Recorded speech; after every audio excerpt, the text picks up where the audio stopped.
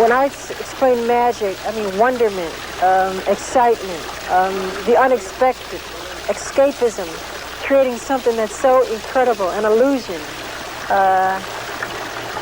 To put people in a situation, no matter what it may be, and give them totally the opposite or the unexpected, so much more than what they thought would happen. I mean, just blow their mind.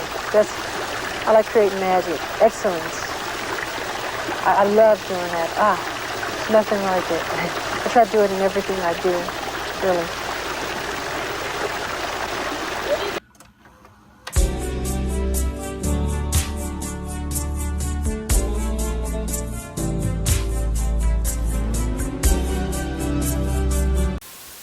The best-selling album of all time. What exactly does that mean? What does a body of work have to have in order to entice over 70 million people to purchase it? It has to break records, obviously. Not only records, it has to break barriers. It has to be a part of the cultural zeitgeist, something permanently ingrained into pop culture and etched into history. The best-selling album of all time has to be timeless. It has to be immortal.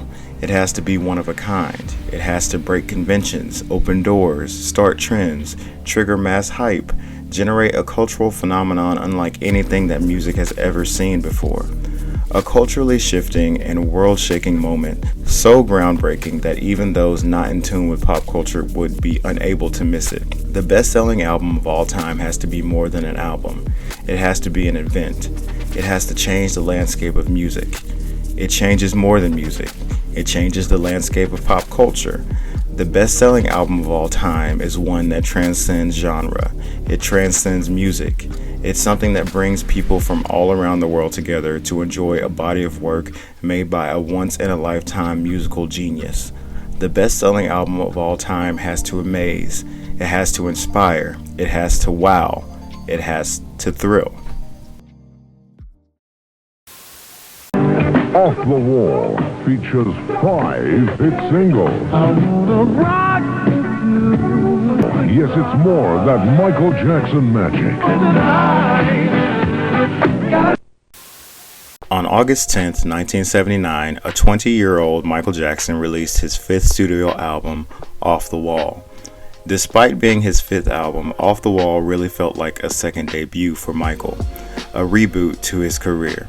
It was intentionally far removed from anything that Michael had done musically up until this point. Even at the inception of the project, Michael's first and foremost goal was to create something that was distinct and didn't sound anything like the work he'd done with his brothers, the Jacksons. Michael wanted true creative freedom and unbridled expression, something that he hadn't been allowed to do while being the frontman of one of the biggest bands of all time, or even on his own first 4 solo records.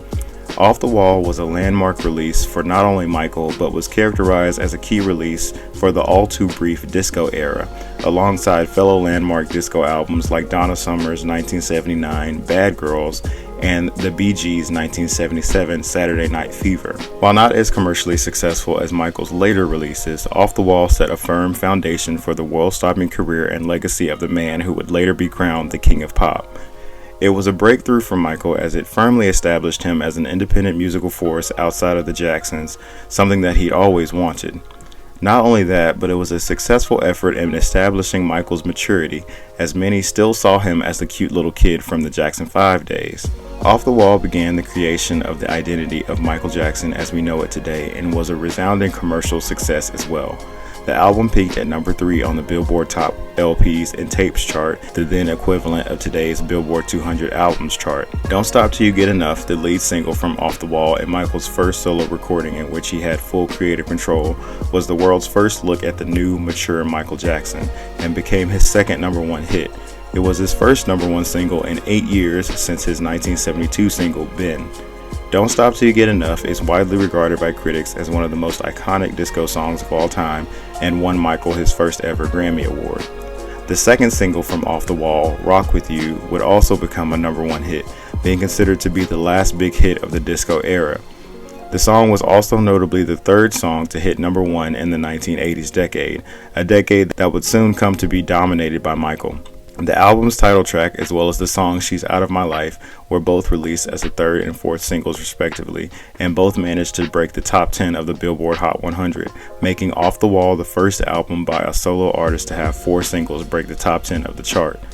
The album would also win 3 American Music Awards. All in all, Off the Wall did what Michael set out to do with this record.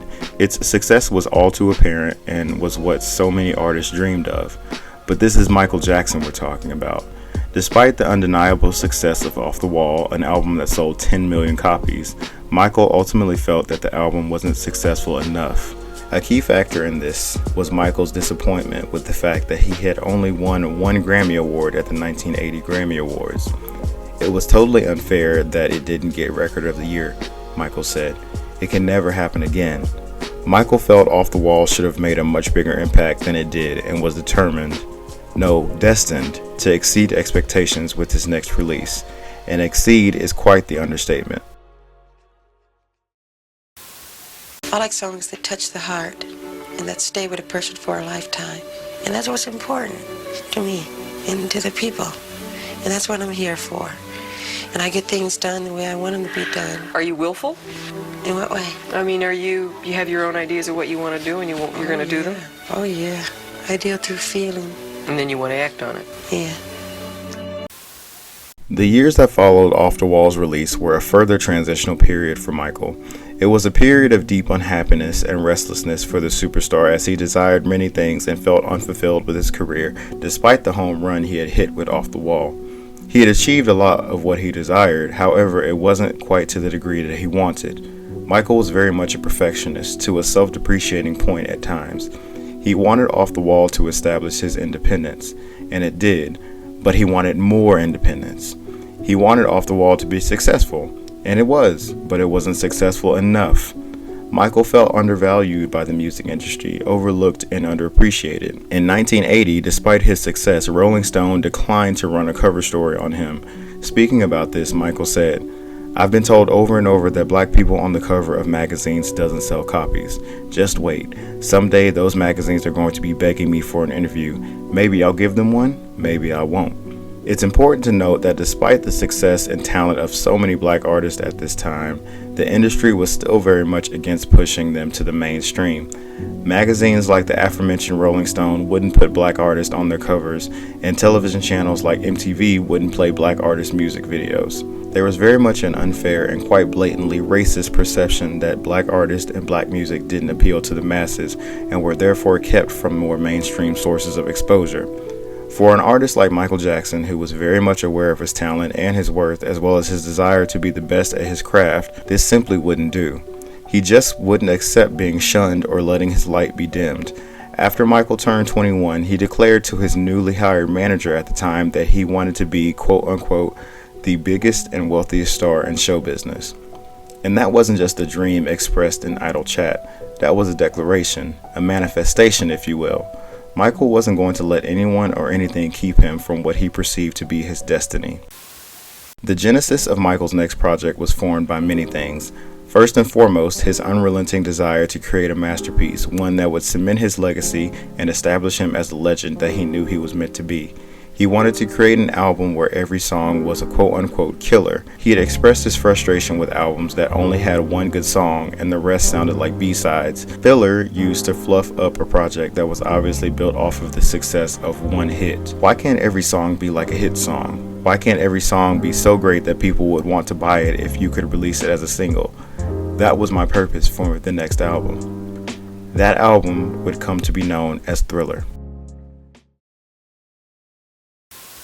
Thriller, Michael's new album featuring his latest hit, Billie Jean, plus his smash single with Paul McCartney, The Girl Is Mine. The girl is mine. Michael Jackson's Thriller, the excitement never lets up.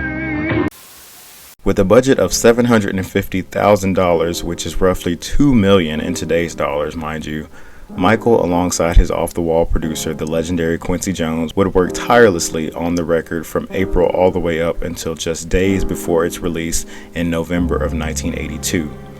30 songs were recorded for the album, and out of those 30, only 9 were picked. just 9. And while that may seem like a rather small number, it's all about quality assurance. A shorter album guarantees that every song can be a knockout and leaves no room for filler, which is what Michael wanted to avoid at all costs. He wanted every song on this record to be absolutely unforgettable. With the current backlash against disco going on at the time, Michael opted to move in a new musical direction with the follow-up to Off the Wall, exploring post-disco sounds alongside pop, R&B, funk, and rock. This move away from a disco-influenced sound undoubtedly benefited Thriller in the long run, as it surely would have sounded more dated if he'd remained with his off-the-wall sound. A key component to Thriller's success is the fact that it sounds timeless.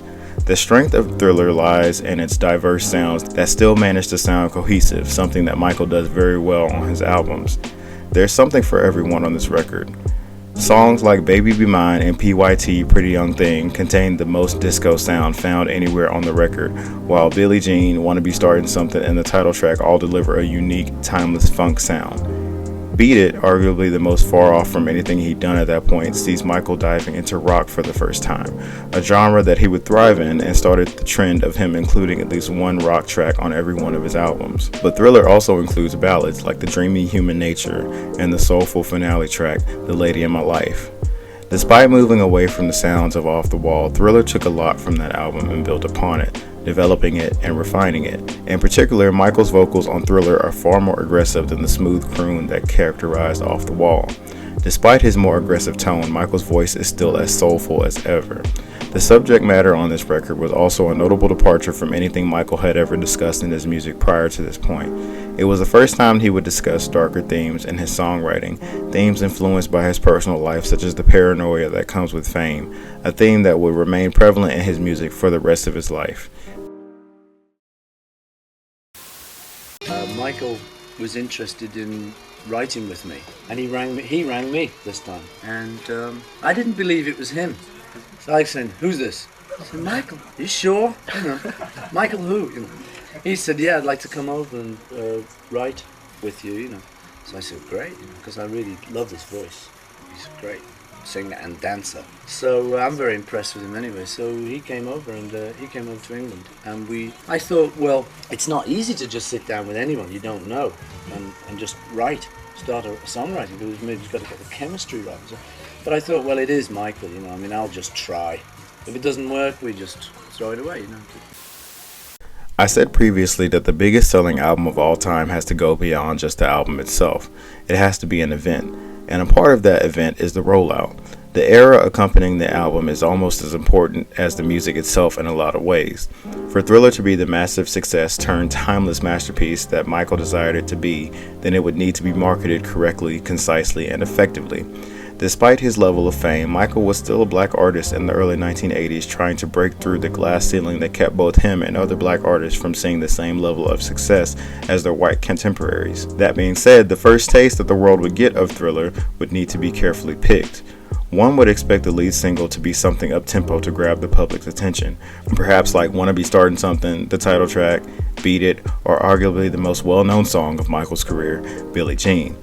Ultimately, the Paul McCartney duet The Girl Is Mine was released as the lead single from Thriller on October 18, 1982.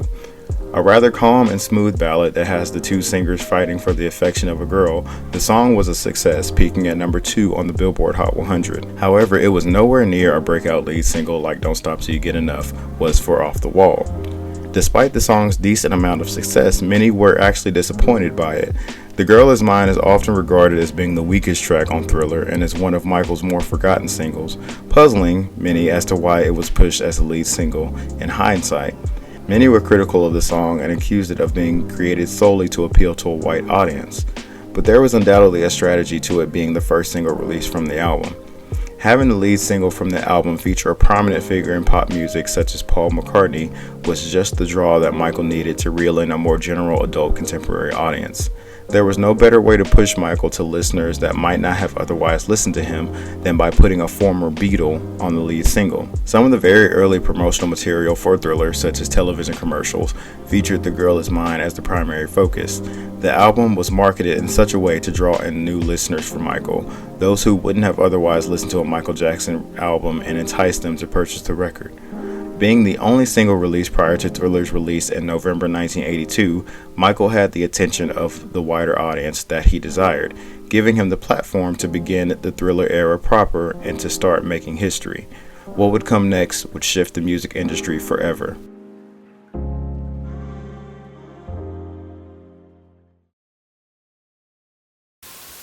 On just the second day of the year 1983, Michael Jackson would release Billie Jean as the second single from Thriller. A groovy, funky combination of post-disco, R&B, and dance pop, the song details the story of the titular woman named Billie Jean and the false claims that she is the mother of Michael's son. Billie Jean is in fact not a real woman, but based on numerous claims by crazed fans that Michael's brothers were the father of their children. There never was a real Billie Jean. The girl in the song is a composite of people my brothers have been plagued with over the years. I could never understand how these girls could say they were carrying someone's child when it wasn't true. Michael said that he knew Billie Jean would be a hit while he was writing it, being so consumed by it that while he was hearing it in his head one day while in his car, he failed to realize that his car had caught fire until another driver alerted him. Billie Jean was a source of conflict between Michael and Quincy Jones, who had butted heads multiple times over the course of Thriller's production. Quincy felt that Billie Jean was too weak to be included on the album and was against adding it to the track list, but Michael was adamant about the song. The now iconic 29-second intro to the song was also something that Quincy disliked and wanted to shorten it. He also wanted to change the title from Billie Jean to Not My Lover. Michael and Quincy reportedly refused to speak to each other for several days after the two of them had a dispute over producer credits and royalties regarding the song. Billie Jean was reportedly mixed a whopping 91 times, but the final version ended up being the second mix. A signature and career-defining song, Billie Jean saw massive success after its release, becoming yet another number one for Michael and being the third best-selling song of 1983. It is to date Michael's best-selling single and instrumental in helping its parent album's sales soar. It is certified diamond and is one of the best-selling digital songs of all time. The song won 2 Grammy Awards and an American Music Award and is frequently regarded as one of the greatest songs ever created by multiple publications. Billie Jean will forever be an example of a perfect pop song, instantly recognizable and distinct production with a catchy hook to match. I'm just floored by the fact that there's so few black artists featured on it. Why is that? I think that we're trying to move in that direction. We want to play artists that seem to be doing music that fits into what we want to play for MTV. The company is thinking in terms of narrow casting. That's evident. It's evident in the fact that the only few black artists that one does see are on about 2:30 in the morning or to around 6. Very few are featured predominantly during the day. No. No, this isn't a Wizard of Oz. I mean, there are black people here, and we make music. And we spend thousands, $100,000 on videos. And we're not doing this for the sake of because we enjoy doing it. We're doing it because it's part of the art. And we're being excluded from the art. Do you remember when you first saw it, what you thought? Yeah, I remember that I couldn't get on. I remember that it was a major breakthrough for African American entertainers to be on MTV because it was solely for rock artists. I remember Michael Jackson making a very big breakthrough, and then Tina Turner, along with myself. I do remember the hassle of introducing black artists to MTV because, let's face it, was solely for white artists at that point. Well, you know, I've always had this thing about, why does it always have to be a breaking ground for people who are just totally gifted and talented? I would think that because of the talent and the humongous talents that African Americans and other artists, who are Caucasian Americans have, why should there be a breakthrough on MTV? I didn't get it. But again, you have to be outstanding to break down the walls. And Michael and a few others are outstanding. So, Much like how he felt about his music, Michael viewed music videos as an art form as well. He saw them as an avenue to tell stories and bring further life to the songs he created. He valued them so much that he didn't refer to them as music videos, but rather short films. The short film for Billie Jean, while being known now as a cornerstone of modern pop music and a pioneer in the use of visuals to accompany music, was not readily accepted initially. As mentioned previously, MTV refused to air the video along with other music videos by black artists because they felt that black music didn't fit in with their rock-centered network. The then president of Michael's record company, CBS Records, was enraged by their refusal to play the video, despite Michael's clear and undeniable success as a musical artist. He threatened to go public with MTV's blatantly racist practices and also threatened to pull all of their other artists' material from the network if they did not air the Billie Jean video. MTV finally relented and the Billie Jean music video premiered on March 10, 1983. The video's heavy rotation on the network contributed to the Thriller album selling an additional 10 million copies.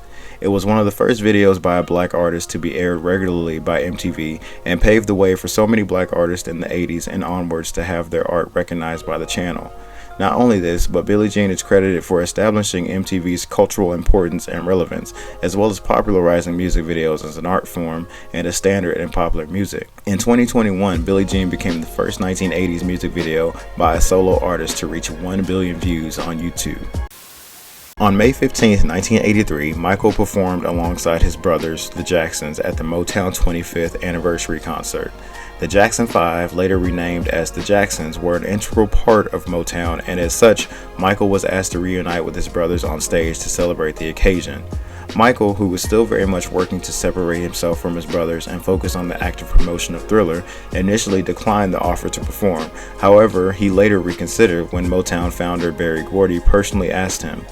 Michael agreed to perform with his brothers, but asked that he be allowed to perform Billie Jean as well. He, alongside his brothers, performed a medley of their classic hits, concluding with I'll Be There. After this, Michael's brothers left him alone on stage. I have to say those were the good old days. I love those songs. Those were magic moments with all my brothers, including Jermaine. But, those were good songs. I like those songs a lot, but especially I like the new songs.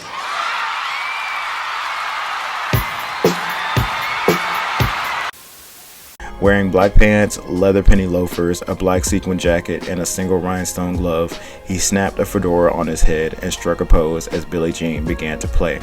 During the song's climax, Michael would execute a move that many agreed sealed his status as a pop icon, debuting his moonwalk for the first time before he spun on his heels and landed on his toes. It is important to note that Michael did not invent the moonwalk, nor did he ever claim to do so. He has spoken about how he saw the move and was so mesmerized by it that he asked the kids to teach it to him. Nonetheless, from this point on, the moonwalk became Michael's signature dance move and something synonymous with the man himself. Michael's Motown 25 performance of Billie Jean is not only considered a breakthrough moment of his career, but a key moment in pop culture history. Everything from his dance moves to his iconic attire became unmistakable pieces of pop culture, recognizable by people around the world. The performance was watched by 50 million people and garnered an Emmy nomination as well. In addition to the massive boost of sales that Thriller received from the Billie Jean video's heavy rotation on MTV, the album's sales only continued to skyrocket after its debut live performance. Billie Jean's live routine is arguably just as iconic as the song and music video, being a staple song in Michael's live performances for the rest of his career. Despite the universal acclaim of his Motown 25 performance, Michael was actually so unhappy with it that he cried after he got off stage. In particular, he was dissatisfied with his spin and toe stand following the moonwalk, as he'd wanted to stand on his toes longer.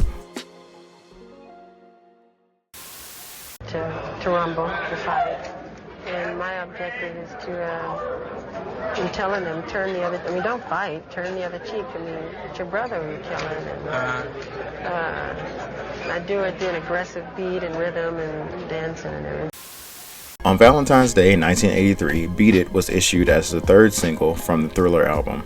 Included on the album at the suggestion of Quincy Jones, who believed that Thriller should have a rock song, Beat It was Michael's first foray into hard rock. I wanted to write a song, the type of song that I would buy if I were to buy a rock song. And I wanted the children to really enjoy it, the school children as well as the college students. Beat It was released a little over a month after Billie Jean, and the two songs occupied the top 5 of the Hot 100 simultaneously for a period, a feat that was unheard of at the time. The song became the second #1 single from Thriller and is recognized as yet another signature song in Michael's catalog. Selling 11 million copies, it is one of the best-selling singles of all time and is widely regarded as one of the most recognizable, celebrated, and award-winning songs of all time, having a huge impact on popular culture. The song and its music video were inspired by gang violence. The video, its iconic red jacket, and the accompanying choreography helped cement Michael's status as an international pop icon. The guitar solo was provided by Eddie Van Halen, lead guitarist of the hard rock band Van Halen. Wanna Be Startin' Something, the opening track from Thriller, was released as the 4th single from the album on May 8, 1983. A post-disco and funk song, Michael originally wrote the song for his sister LaToya, but ended up recording it himself for inclusion on Off the Wall. However, it wasn't included on that album and was later re-recorded for Thriller. Unlike Billie Jean and Beat It, Wanna Be Startin' Something did not have a music video to accompany it. Regardless, the song still peaked at number 5 on the Hot 100 and became the 4th consecutive top 10 hit from Thriller. It is one of Michael's most recognizable singles due to its catchy hook, aggressively groovy production, and the iconic chant heard at the climax of the song.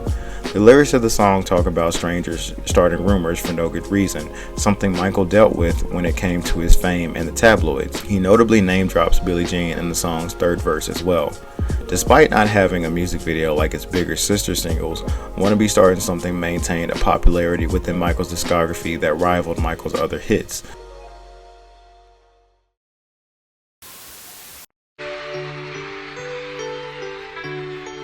The next song we're gonna do is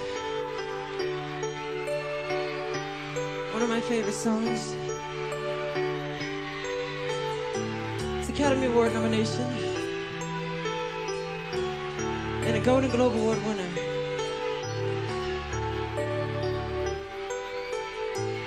Hold up, wait, stop. Ho!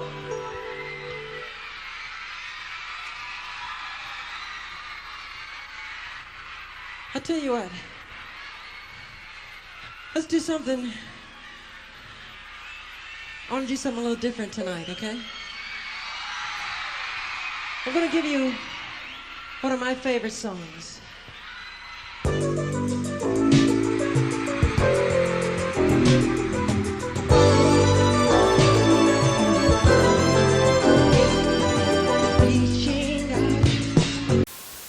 The 5th single from Thriller was the gorgeous ballad titled Human Nature, released on July 3, 1983. Undoubtedly one of the most beautiful songs ever crafted, the song was actually one of the few on Thriller that Michael didn't write, instead being penned by the members of the band Toto, who themselves are best known for the 80s classic Africa. The song wasn't written with Michael in mind, but when Quincy Jones heard a demo of the song, he felt it would be perfect for the album. Like the 4 singles before it, Human Nature would also be a top 10 hit for Michael. The song's lyrics are beautifully written, but simple in meaning, being about a passerby in New York City. Human Nature evokes such a feeling within me, something indescribable. I've tried to keep this video objective, taking myself out of it, but I can't mention this song without speaking on what it means to me. It's my intro song for a reason. I remember the first time I heard this song's streaming production accompanied by Michael's angelic vocals and that mystical chorus. It evoked something in my younger self that to this day I will never forget.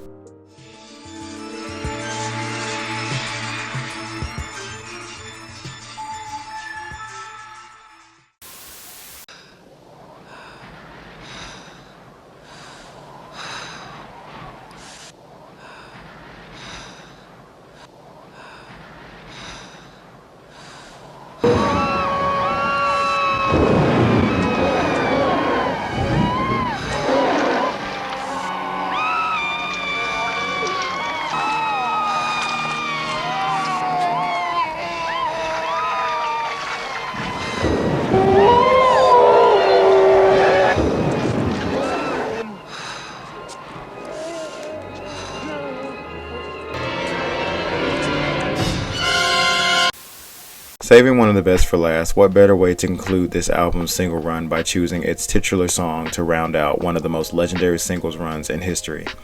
Thriller, the song, was released as the seventh and final single from the album in November 1983 in the UK, almost exactly a year after the album's initial release. The single wouldn't see an official US release until 2 months later in January of 1984. A funky, eerie groove that came from Michael's love of film, Thriller, like its sister singles, is one of Michael's most well-known songs. The song's original title was actually Starlight and had nothing to do with the horror themes. When it was decided that the song should be the title track, they ultimately felt that Starlight wasn't a strong enough title, and the song went through a few different iterations, being named Midnight Man at one point, until they settled on the title of Thriller. With the title in place, they rewrote the entire song around it. Thriller was actually not intended to be pushed as a single from its parent album, as Michael's label felt that it was nothing more than a novelty song. However, as the year 1983 came to a close, sales of the Thriller album began to decline, and Michael wanted to do something to boost record sales yet again.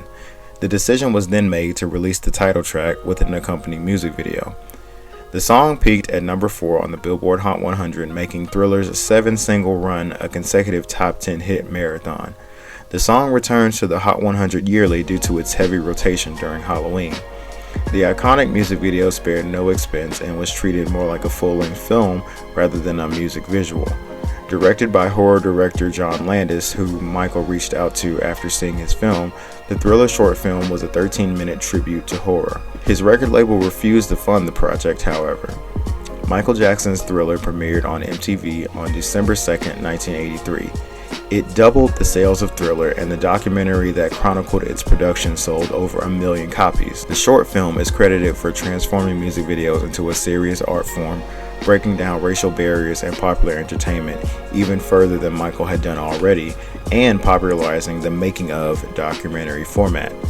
Many elements of Thriller have had a lasting impact on pop culture, such as the zombie dance and the iconic red jacket.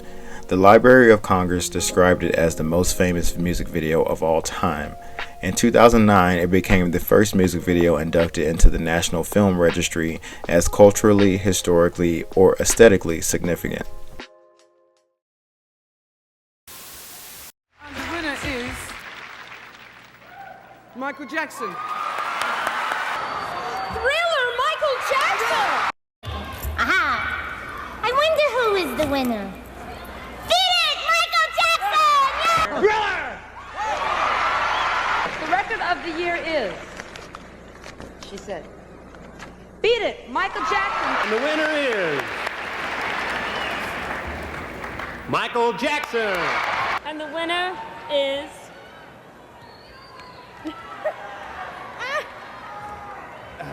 You do it. You're the man, you're strong. All right, Thriller, Michael Jackson. Thank you very much. I'm deeply moved again to win this award. I made a deal with myself. If I win one more award, which is this award, which is 7, which is a record, I would take off my glasses. Really appreciate it, and the girls in the balcony, I love you. You're wonderful.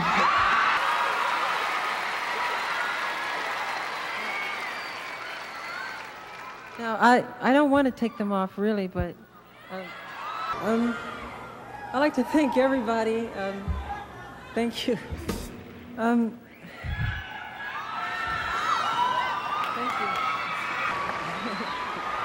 you.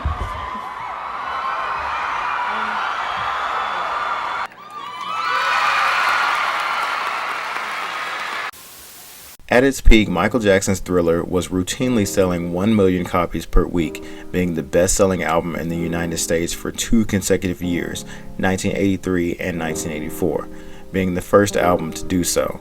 Not only was it a smash success in the United States, but Thriller is ultimately what catapulted Michael into a new global superstardom, unlike anything he'd seen in his career prior. It topped the charts in Australia, Austria, Canada, France, Italy, Japan, the Netherlands, Switzerland, and the United Kingdom. It has gained diamond certifications in Argentina, Canada, Denmark, France, Mexico, and the UK. Thriller to this day still sells an estimated 130,000 copies in the US per year, and is currently the 2nd best-selling album of all time in the United States and the 6th best-selling album of all time in the UK. By the end of 1983, just a year after its initial release, the album had already become the best-selling album of all time globally, selling 32 million copies. It remains to this very day the best-selling album of all time, having sold a mind-bogglingly 70 million copies worldwide. It famously won a record-breaking 8 Grammy Awards at the 1984 Grammy ceremony, including Album of the Year, 2 Grammys for Record of the Year, and Best Rock Vocal Performance Male for Beat It, Best Pop Vocal Performance Male for the title track, and 2 more Grammys for Best R&B Vocal Performance Male and Best Rhythm and Blues Song for Billie Jean. Michael also swept the 1984 American Music Awards, winning 8 that night. The music business isn't exactly going gangbusters, and yet you continue to sell records so well. Every time I get a platinum album, it's never taken lightly on my behalf. I'm always honored, and it's great thanks. I'm very happy that the public enjoy what I do, and I'll continue to put my heart into my work. Michael, why is it, do you think, that you're able to cross over when so many others aren't able to, from R&B to pop? I mean, it's like a natural for you. You have something within your records that everybody just loves. Boy, I couldn't say. I just created it, and I'm honored that the public enjoy what I do. I couldn't explain why, the anatomy of why it happens. There's a formula? Not that I know of. It's my heart. I put my heart in it. You put your heart in it? Yeah. Michael Jackson's Thriller album is widely regarded to be one of the greatest albums of all time. In 2008, during its 25th anniversary year, it was inducted into the Grammy Hall of Fame, and the Library of Congress added it to the National Recording Registry of culturally, historically, and aesthetically significant recordings. It cannot be understated just how gargantuan the success of Thriller truly was. This was long before my time, so I can only imagine how it was to actually live through this period. With this album, Michael Jackson had achieved a level of pop superstardom and cultural significance that had never been seen by a black artist before. He was something that couldn't be understood or comprehended fully, at a level of fame that elevated him to something mythical almost, something that would unfortunately prove to be a heavy burden to him at times. Michael fundamentally changed how the music industry operated, to a degree that in the music landscape, there was Michael Jackson and then there was everyone else. Setting the standard is an understatement. With the Thriller era, Michael Jackson was no longer just a singer or a pop star. He became a culturally significant figure that was permanently a part of history. The fallout from the hurricane that was the Thriller album honestly could have a video on its own. It changed how music was created, it changed how music was promoted, it changed how music was consumed. Being released at the height of the album's era, it briefly pushed the sales of albums ahead of singles, inspiring other artists to invest in full bodies of work rather than mere singles. Thriller changed the view of black artists in general, showing that they were not just one-note acts. They were capable of crossover into multiple genres and were viable talents that deserved mainstream success and attention. Thriller's trio of music videos all played a big part in making MTV the cultural juggernaut that it was in the 80s, as well as proving music videos to be an art form that elevated the songs they accompany. When you talk to most artists who have had a successful song or album, they often say that they had no idea or intention of it being as big as it is. What sets Thriller apart from everything else is the fact that Michael went into this album with the ultimate goal to make it the best album ever. And it happened. There's power in that. I've been a Michael Jackson fan since the age of 5, a fact that you can ask anyone that knows me if you need verification. He will forever be at the top of my list. He made me enamored with the idea of celebrity, crafted my taste in music and style. He was the first ever artist that really grabbed my attention and made me fall in love with everything about their artistry and them as a person. To me, Michael Jackson represents a lot of things. He represents opulence beyond compare, a once-in-a-lifetime talent, a misunderstood genius. Michael Jackson was something that the world couldn't understand, and that's what made so many fall in love with him, and so many ridicule and attack him throughout his life. I've witnessed the world turn its back on him in the last years of his life, re-embrace him after his death, turn its back on him yet again, and now we're at the point of trying to discredit his achievements and compare him to artists who enjoyed the benefits of an industry that he helped develop into what it is today. Michael Jackson is simply an untouchable artist to me. The level of celebrity that he attained is something that just cannot be matched. I don't ever like to discredit the artists that get compared to him, especially considering some of them are artists that I love. There won't be another Michael Jackson, just like there won't be another Whitney Houston or another Prince or another anyone. Michael Jackson is the first and last Michael Jackson, plain and simple. He is something that can't be replicated or erased no matter how hard the world tries.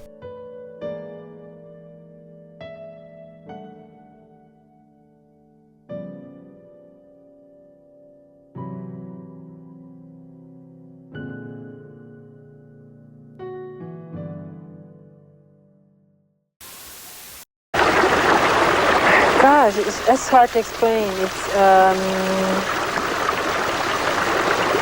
It's something that I guess you're just born with. You feel the music. It's like a painter, I guess. You approach the canvas with the paint and the brush, and you're inspired by things around you, I guess, and what's inside of you. And you do it, and I like creating magic.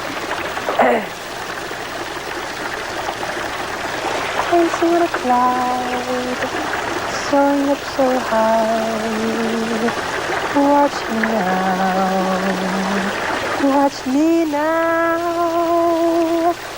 I'm Peter Pan, I can do anything. So high.